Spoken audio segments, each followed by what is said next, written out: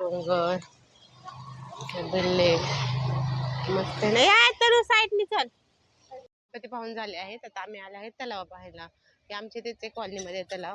हा बघा हा आहे तलाव आणि हा पूर्ण डोंगर आहे. हा पूर्ण बघा हा वरती दिसतोय ना तो आहे सेम हत्तीचा आकार दिसतोय.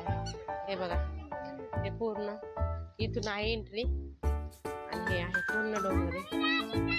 नको नको नको नको. हे बघा किती मस्त सुंदर आहे पूर्ण. नको हे बघा त्या साईडला आहे ना ती आतमध्ये ती बोट आहे. हे बघा किती सुंदर आहे. हे कुठे गेलं यश? लाईट कुठे या इकडे. हे बघा किती पहा बघा किती मस्त आहे ना किती छान दिसते बघ ती. ते बघा काय ते पहा किती सुंदर गेलं आहे.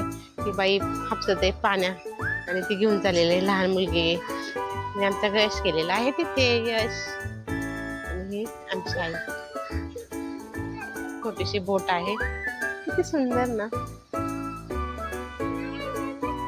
आणि हे चालले पाण्याला पाणी घेऊन चाललेले आहे.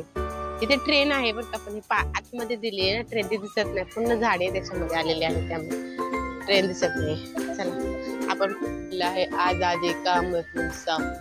हे पूर्ण झाडी डोंगरामध्ये.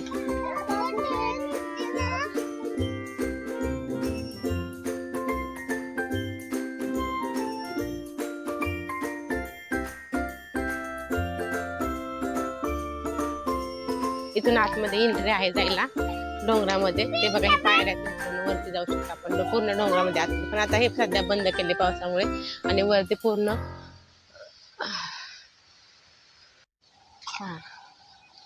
पाऊस चालू झालेला आहे. थोडासा थांबलाय थोडा येतोय. हे बघा ही बोट आहे. हे पहा ही बोट आहे.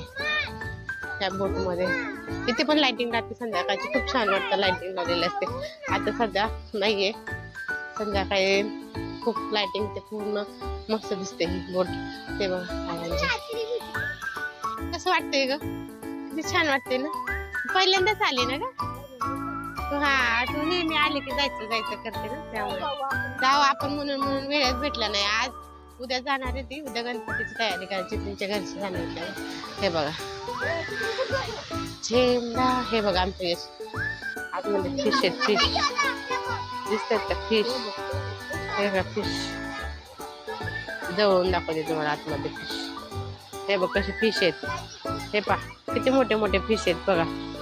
पहिले ते खायला टाकायचे लोक पण आता त्यांना बंदी आणले कारण खूप घाण व्हायची ना त्यामुळे.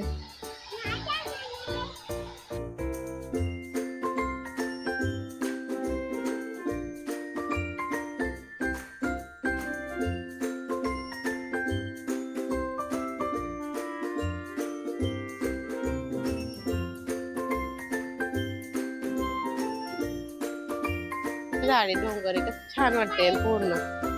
यश चालला आहे तिकडे. यश थांबा आपण जाऊ वाटते बघा त्याच्यामध्ये. तरी पण अजून अंधार नाही एवढा पडलेला त्यामुळे तिकडे बोट मध्ये पण लाइटिंग चालू आहे. सगळीकडे लाइटिंग संध्याकाळचं खूप छान वाटतं संध्याकाळचं. तर आम्ही निघालो आहे घरी.